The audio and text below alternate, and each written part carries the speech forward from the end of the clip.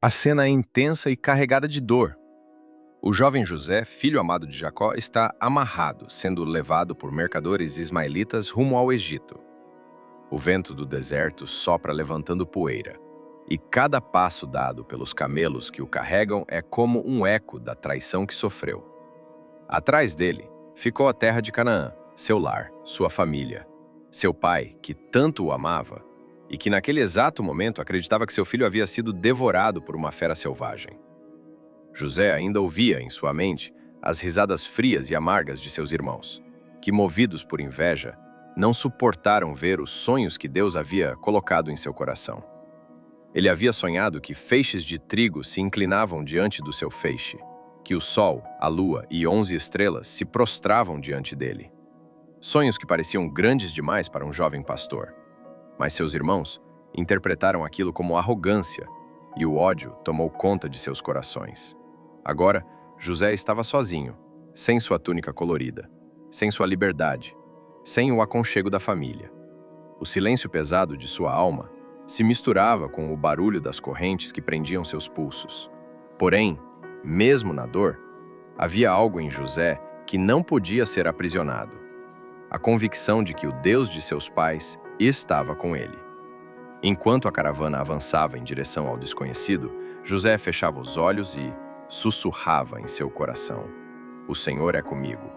Ainda que eu não entenda agora, sei que Ele tem um propósito para tudo isso."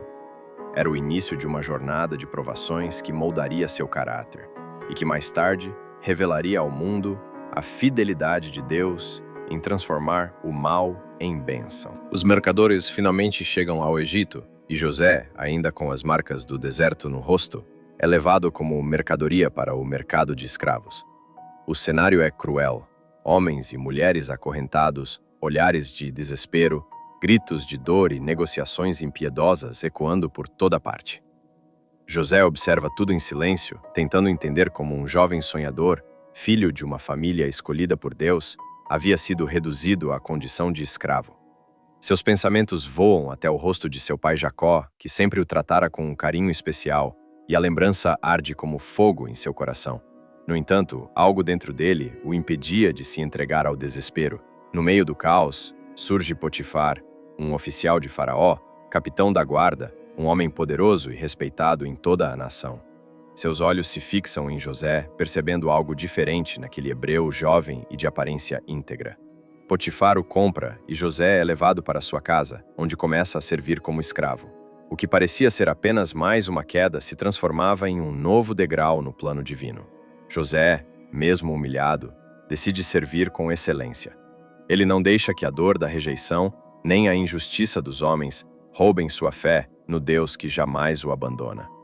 Com o passar dos dias, Potifar percebe que tudo o que José faz prospera, que sua casa é abençoada por causa daquele jovem e decide entregá-lo à administração de todos os seus bens. José passa de escravo comum a administrador da casa de um dos homens mais influentes do Egito. Ele entende que, mesmo nas circunstâncias mais sombrias, a mão de Deus pode transformar a desgraça em vitória. Mas no horizonte, outra provação se aproxima, uma que testará não apenas sua fé, mas também sua integridade diante do Senhor. O tempo passa e a casa de Potifar floresce sob a administração de José. Tudo o que suas mãos tocam prospera, e todos os servos percebem que há algo diferente naquele jovem estrangeiro. Sua sabedoria não é comum, sua postura é firme e sua conduta revela uma fé inabalável. Mas é exatamente nesse ponto de honra e confiança que surge a maior tentação: a esposa de Potifar. Ela observa José diariamente encantada, não apenas por sua beleza, mas também por sua postura íntegra e firme.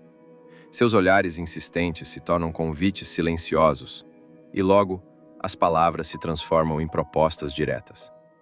"Deita-te comigo", dizia ela, sem pudor algum. José, no entanto, firme em sua fé, responde com coragem: "O meu senhor nada me nega, exceto você, que é sua esposa. Como então poderia eu cometer tamanha maldade e pecar contra Deus?" Sua resposta não era apenas um ato de fidelidade a Potifar, mas, sobretudo, um ato de reverência ao Deus que via tudo em secreto. A cada recusa, a mulher se tornava mais insistente.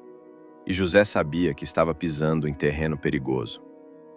Até que, em um dia em que todos os servos estavam ausentes, ela o agarra pelas roupas, tentando forçá-lo ao pecado. José, sem pensar duas vezes, foge, deixando em suas mãos a túnica que vestia.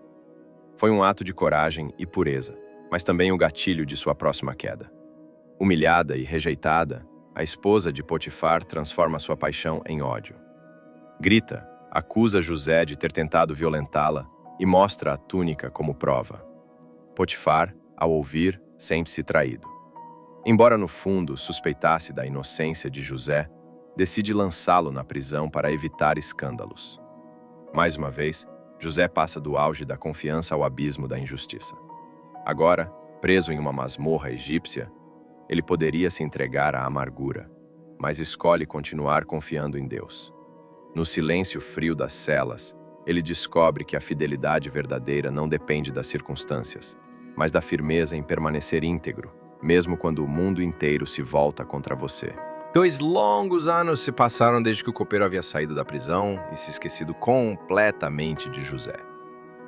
O tempo parecia arrastar-se como correntes pesadas e, ainda assim, José não permitia que o coração fosse dominado pela amargura. Ele entendia que, mesmo no silêncio, Deus estava escrevendo algo maior. Até que, em uma noite inquieta, o próprio Faraó, soberano do Egito, tem 2 sonhos perturbadores. No primeiro, ele vê 7 vacas gordas e saudáveis sendo devoradas por 7 vacas magras e famintas. No segundo, 7 espigas cheias e boas são engolidas por 7 espigas mirradas e queimadas pelo vento. Ao despertar, o coração do faraó está agitado. Nenhum dos sábios, magos ou adivinhos do Egito consegue interpretar os sonhos. É nesse momento que o copeiro, como se uma lâmpada se acendesse em sua memória, lembra-se de José. Ele conta ao faraó sobre aquele jovem hebreu que, ainda na prisão, havia interpretado seu sonho com perfeição. Faraó, curioso e desesperado por respostas, ordena que tragam José imediatamente. O jovem é retirado às pressas da prisão. Barbeado, banhado e vestido com roupas limpas, ele é conduzido à presença do homem mais poderoso da terra. Diante de Faraó, José mantém a humildade e a firmeza. Não está em mim. Deus dará a Faraó uma resposta de paz. Ele deixa claro que não é sua própria sabedoria, mas o Deus dos céus quem revela mistérios. Então, José explica. As 7 vacas gordas e as 7 espigas cheias representam 7 anos de fartura que virão sobre toda a terra do Egito. As 7 vacas magras e as espigas mirradas simbolizam 7 anos de fome severa que virão depois, consumindo toda a abundância. José não apenas revela o significado, mas também apresenta a solução. Sugere que Faraó escolha um homem sábio e entendido para administrar os recursos, ajuntando a 5ª parte de toda a produção durante os anos de fartura, a fim de que haja alimento suficiente para os anos de fome. Suas palavras não apenas interpretam um mistério, mas apresentam um plano de salvação para toda uma nação. O silêncio que se seguiu às palavras de José foi como um trovão no coração do Egito. Faraó, cercado de conselheiros e sábios impotentes, ficou impressionado com a clareza e a sabedoria daquele jovem hebreu, recém-retirado da prisão.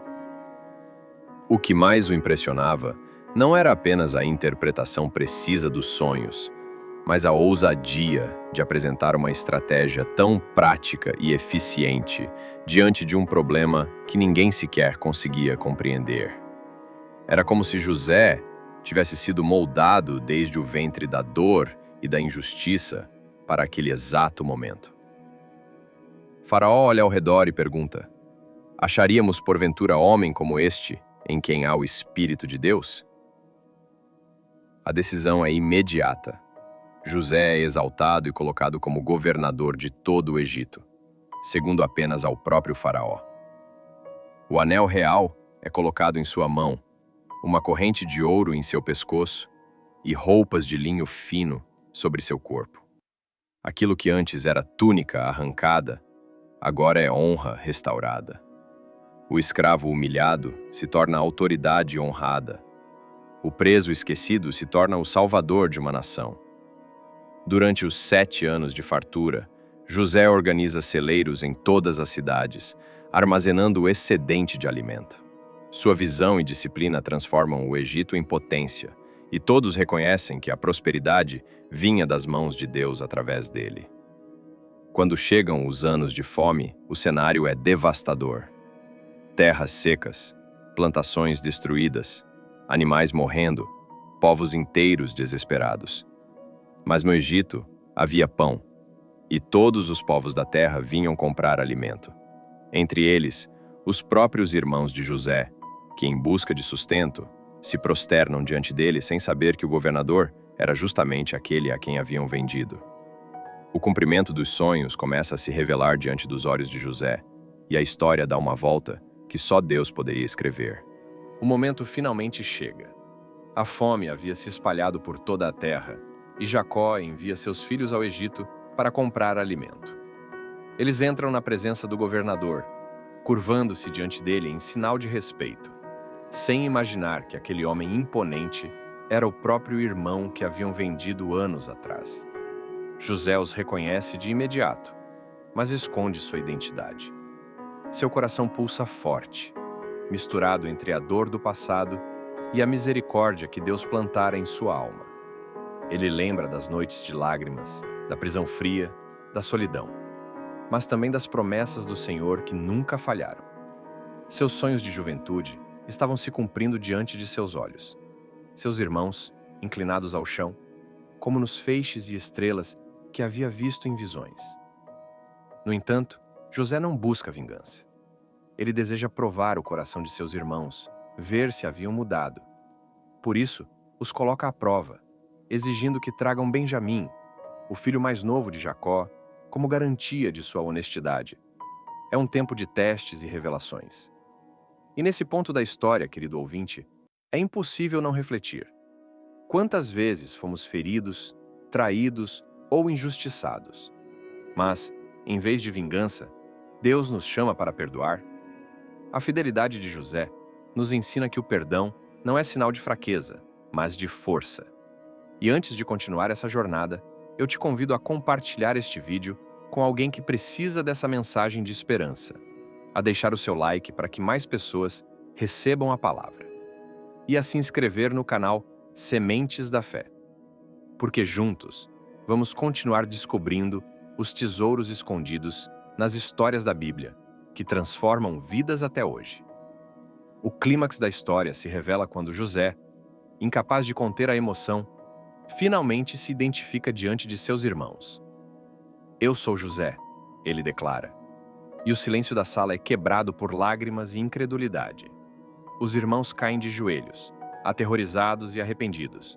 Mas José os abraça, perdoando cada gesto de inveja e traição.